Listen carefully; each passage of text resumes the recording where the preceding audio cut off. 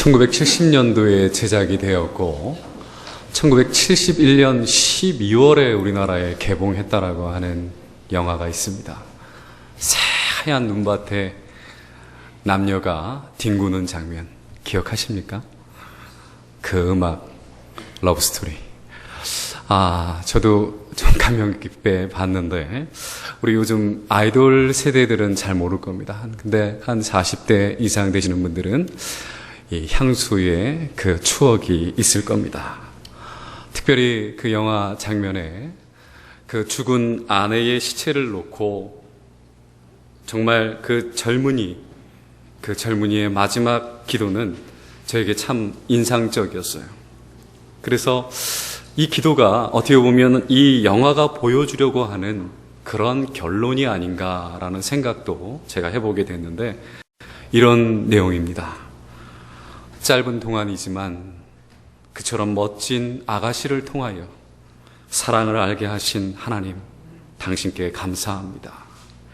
나에게 끝까지 이 시련을 이길 수 있는 생에 대한, 삶에 대한 용기를 주소서라는 기도 내용이었습니다. 로맨스와 인간적인 행복에 젖어서 그것이 인생의 전부인 줄만 알았던 이 젊은이는 그것이 인생의 전부가 아니라는 사실을 깨닫고 좁다란 인생관에서 벗어나서 새로운 인생의 눈을 뜨기 시작을 합니다. 그때 비로소 하나님을 부릅니다. 하나님 감사합니다. 하나님 도와주십시오. 거창한 얘기가 될지는 모르겠지만 여러분, 인생이 무엇입니까? 산다는 것이 과연 무엇일까요? 인생은 태어나서 살다가 죽는 것입니다. 자, 그럼 산다라는 것은 태어나는 것과 죽음의 중간에 위치해 있습니다. 사람은 잘 태어나야 됩니다.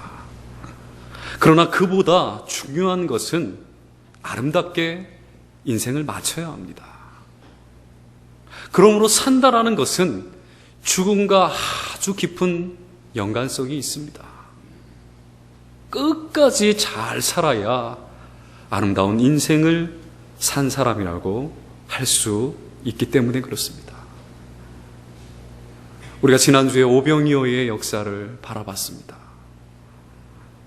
예수님의 기적을 체험하고 찾아왔던 그 수많은 군중들, 그 군중들은 기적의 빵을 먹고 난 후에 그분을 왕으로 섬기려고 했습니다.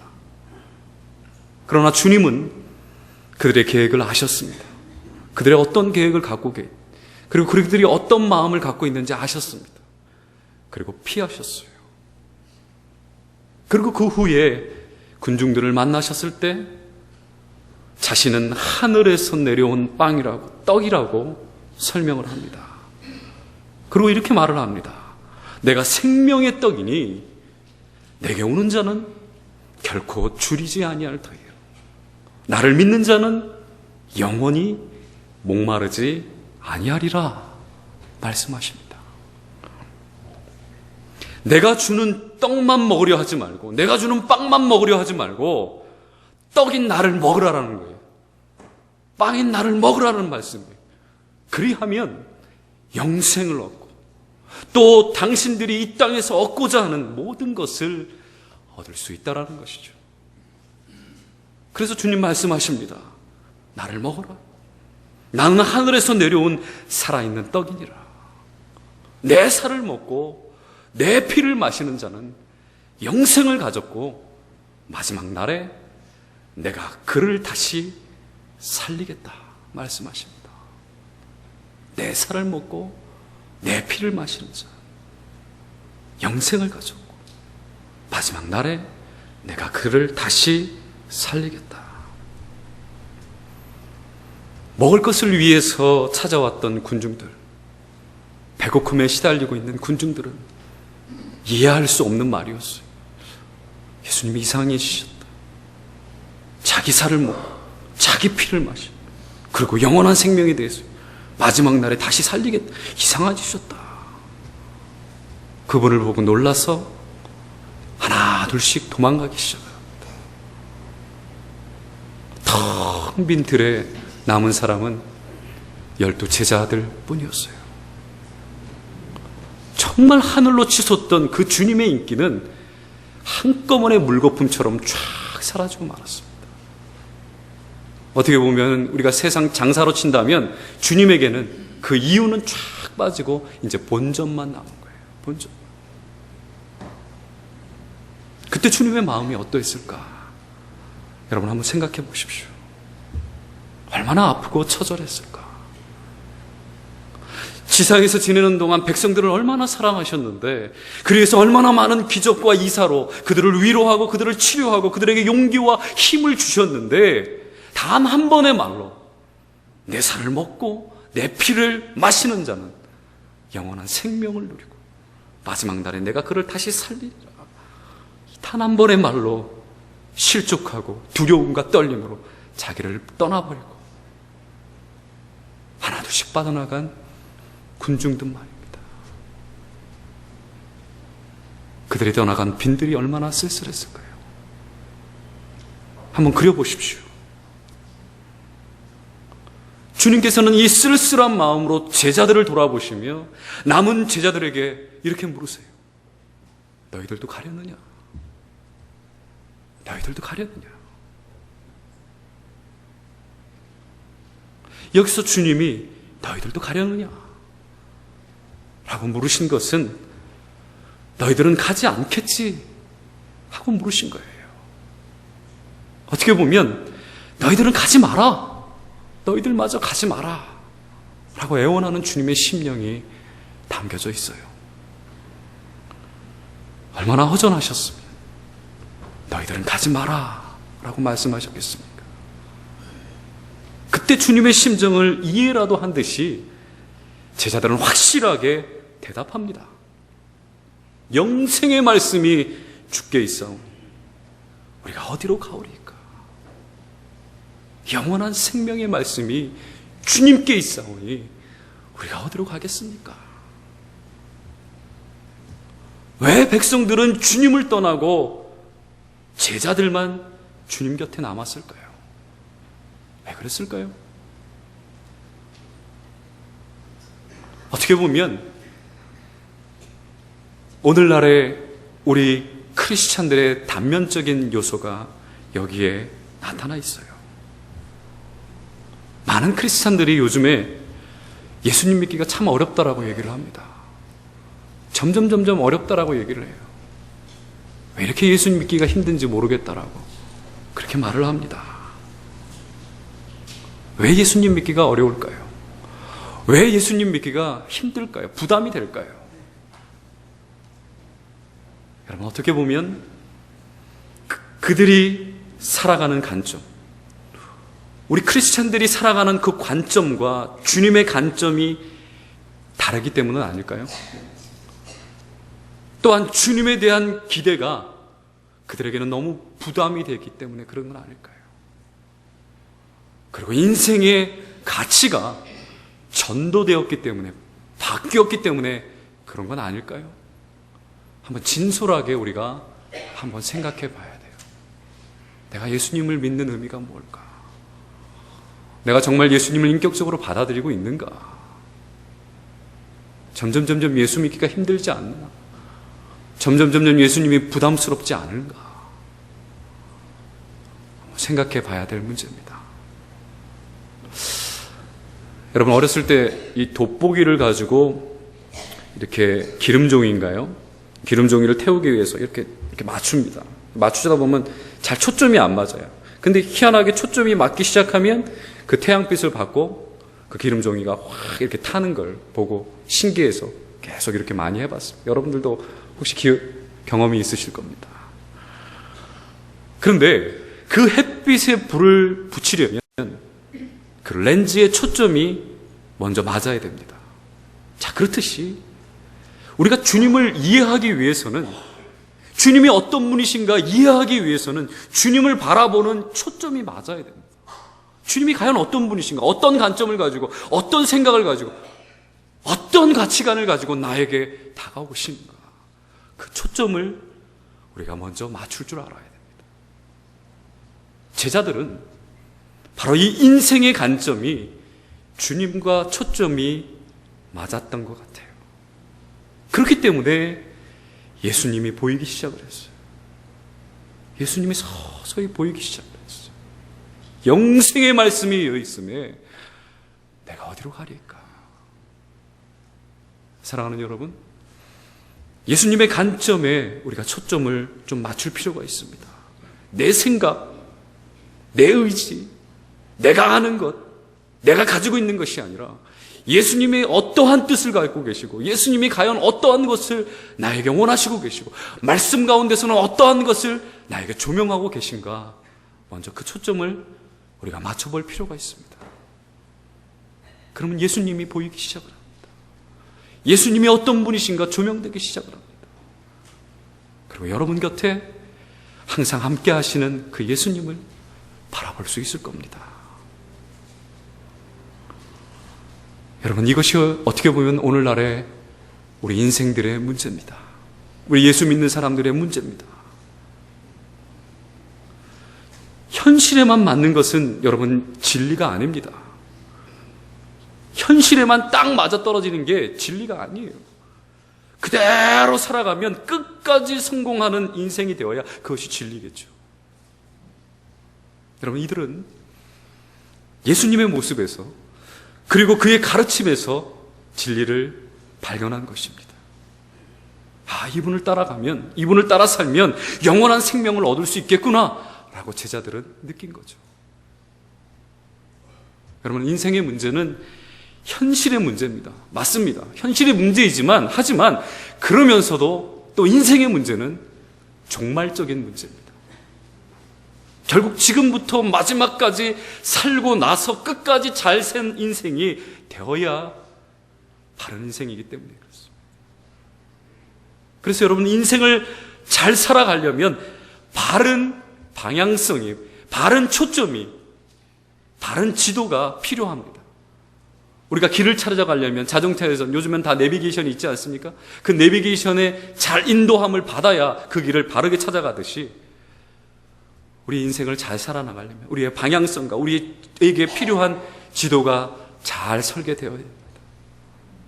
바른 지도가 바른 하나님의 말씀이신 바로 성경입니다.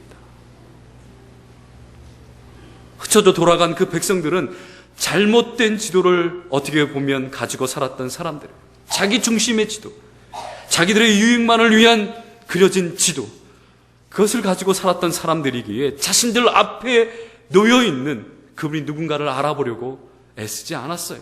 어쨌든 그분은 나에게 떡을 주셨고 그분은 나에게 빵으로 채워주셨으면 됐다라는 거예요. 근데 그 빵이 없어지고 그 떡이 없어지면 언제든지 그분을 떠나갈 수 있는 사람들이에요. 단지 자기들의 그림자의 그림에 맞지 않을 때 주님은 얼마든지 곧 떠나보낼 수 있는 그러한 조건이 되는 거죠. 그러나 제자들은 달랐습니다. 비록 그들은 약하고 어리석었어요. 그러나 그들은 영원한 진리를 그분 안에서 발견했기 때문에 남게 된 거예요. 그래서 그들은 이 땅에서도 영광스러운 삶을 살아가고 영원한 세상인 저 천국의 영광스러운 존재들로 되어 있습니다. 사랑하는 여러분, 우리는 하나님을 사랑합니다. 주님 사랑해요, 하나님 사랑합니다 라고 많은 찬양을 합니다. 주님한테 고백합니다. 그리고 그분의 뜻대로 살기를 원합니다 라고 수도 없이 고백을 합니다. 그러나 하나님을 사랑한다는 것, 하나님을 사랑한다는 것, 구체적인 증거가 무엇일까요? 그 구체적인 증거를 여러분들은 무엇이라고 드러낼 수 있나요? 하나님은 우리가 볼 수 없어요. 그분의 인성을 직접 귀로 들을 수 없습니다. 우리는 단지 그분의 말씀을 통해서 그분의 뜻을 헤아리고 그분을 만날 수가 있는 것입니다. 그래서 여러분, 진리를 붙잡지 않으면 결국에는 자기 중심적으로 말씀을 해석하고 자기 중심적으로 하나님을 믿고 자기 중심적으로 모든 것을 판단하는 신앙의 오류가 생기기 시작을 하는 겁니다. 사랑하는 여러분, 막연하게 하나님을 사랑한다고 말하지 마십시오. 하나님 사랑합니다, 그렇게 막연하게 뜬구름 잡듯이 얘기하지 마십시오. 그분이 우리에게 들려주는 진리의 말씀을 우리가 확인하고, 그 진리의 말씀이 우리의 삶 속에 적용되고, 그 진리의 말씀이 우리의 지표가 되며 우리를 인도하게끔 그분을 인격적으로 막아야 됩니다. 그분을 인격적으로 받아들이셔야 됩니다. 그리고 그분의 말씀을 따라 사셔야 됩니다. 그래야 그분을 사랑하는 것입니다. 마태복음 7장 21절에 주님은 이렇게 말씀하십니다. 주여 주여 하는 자마다 다 천국에 들어갈 것이 아니요, 다만 하늘에 계신 내 아버지의 뜻대로 행하는 자라야 들어가리라 말씀하십니다. 여러분, 어떻게 보면 오늘 본문의 말씀처럼 영생의 말씀이 주께 있사오니, 영생의 말씀이 주께 있사오니, 이 말씀을 더 정확하게 말씀드리면 당신이 바로 영생의 말씀을 가지고 계시니 라는 뜻이잖아요. 당신이 영원한 말씀 아닙니까? 영원한 로고스 아닙니까? 그런 뜻이잖아요. 이들은 막연하게 말한 게 아니에요. 당신이 생명입니다, 당신이 사랑입니다, 막연하게 얘기한 게 아니에요. 예수님의 영생의 말씀을 가지고 계시다는 것을 정확하게 이해했어요. 그리고 정확하게 말한 것이죠. 그리고 영생의 말씀, 영원한 생명의 말씀이라고 인격적으로 믿은 거예요. 여러분, 말씀은 영원히 우리를 살려주는 말씀이라는 뜻이죠.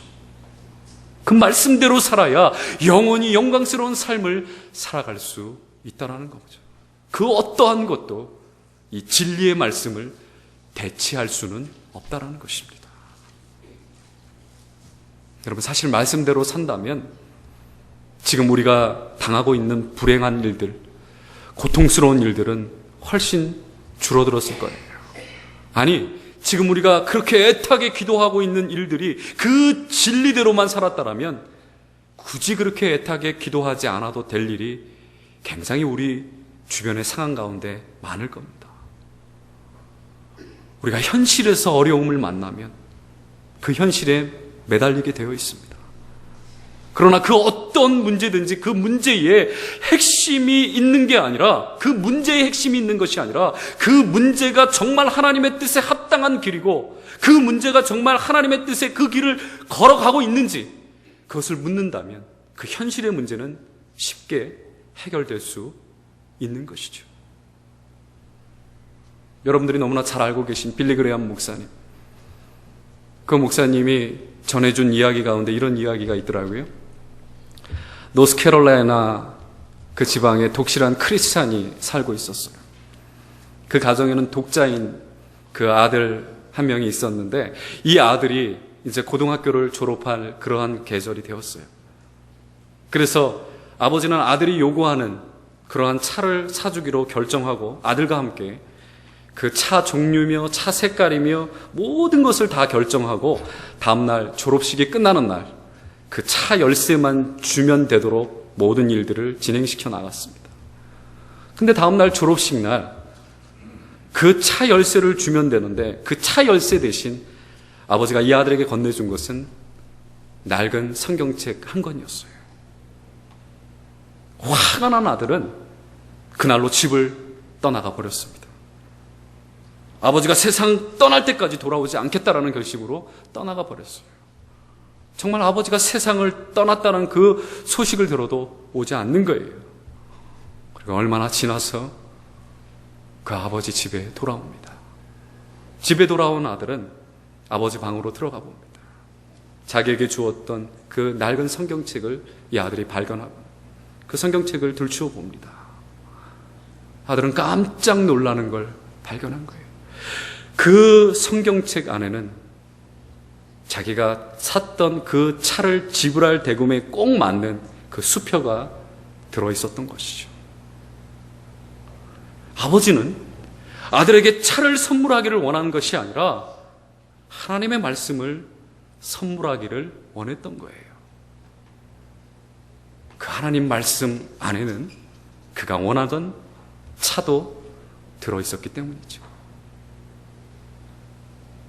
여러분, 예수 그리스도 안에 있는 이 진리 안에 우리가 살아간다는 것, 이 진리를 품고 살아간다는 것, 우리들이 걸어가야 될 영원한 길입니다. 이 길을 따라서 우리 함께 동행하십시다. 이 길을 따라 우리가 가셔야 합니다.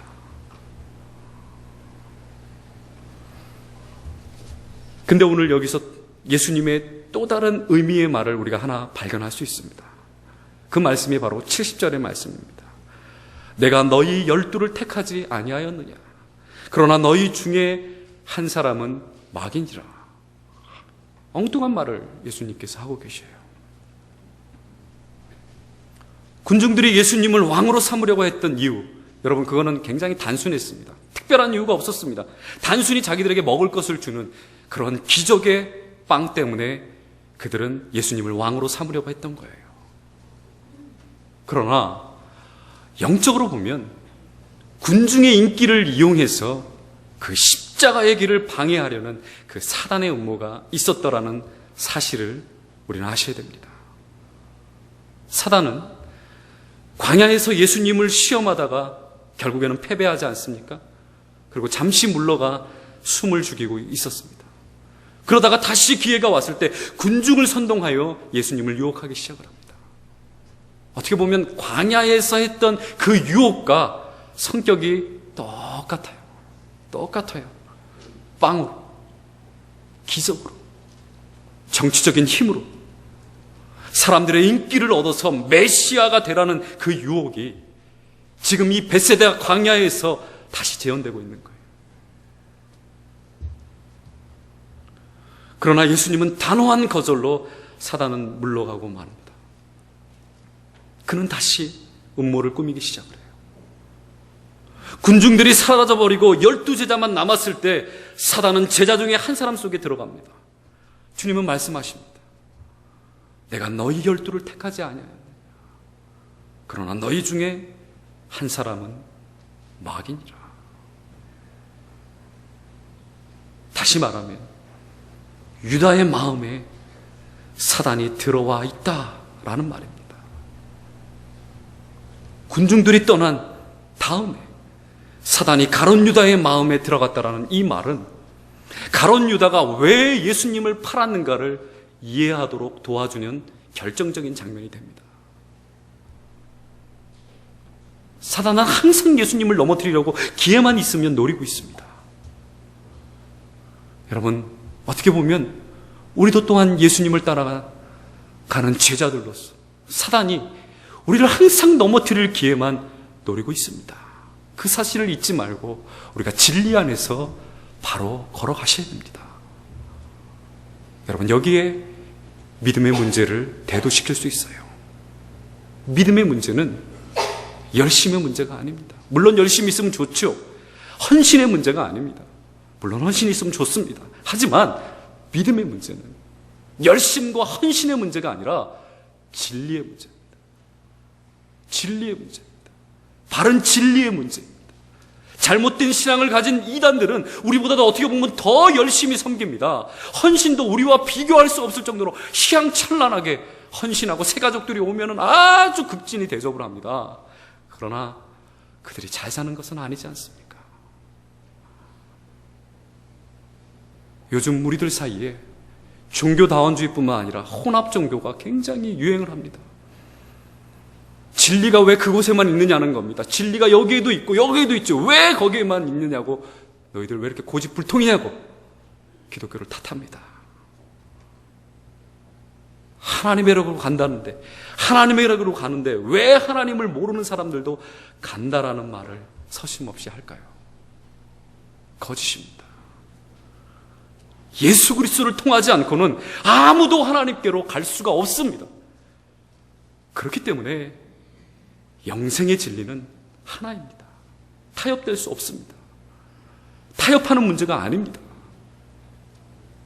바른 진리를 선택해야 합니다. 그러나 여러분, 또 한 가지 말씀을 드리자면 선택만으로는 부족합니다. 성경은 하나님에 대해서 바르게 가르쳐줍니다. 하나님을 기쁘시게 하는 길을 가르쳐 줍니다. 성경은 하나님의 나라에 가는 길을 가르쳐 줄 뿐만 아니라 그곳에 가서 잘 사는 법도 가르쳐 줍니다. 그리고 피조물인 인간들이 이 땅에서 어떻게 하면 행복하게 사는 그러한 길을 성경은 제시하고 있습니다. 우리도 또한 영생의 말씀이 있기 때문에 주님을 믿고 따르는 자가 되어야 합니다. 성경에서 강조하고 있는 것들, 듣고 훈련받고 그대로 살아가는 그 믿음입니다. 여러분, 이것이 우리가 믿는 신앙의 특징입니다. 사랑하는 여러분, 이 시대, 이 척박하고 예수님을 거부하고 하나님을 거부하는 이 시대에 정말 교인들이 주님을 내 구주라고, 하나님을 내 아바 아버지라고 정말 진실한 진리 가운데 믿음 생활 해 나가셔야 됩니다. 주님을 믿는다고 하면서 주님의 말씀대로 살지 않는 것, 그것은 신앙의 커다란 모순일 겁니다. 주님은 영생의 말씀이십니다. 영생과 말씀이 결합되지 않는 신앙은 바른 신앙이 아닙니다. 우리 교회는 영생의 말씀 안에서 살도록 노력하셔야 됩니다. 그래야 바로 하나님의 사람들로 살아갈 수 있기 때문입니다. 기도하십시다.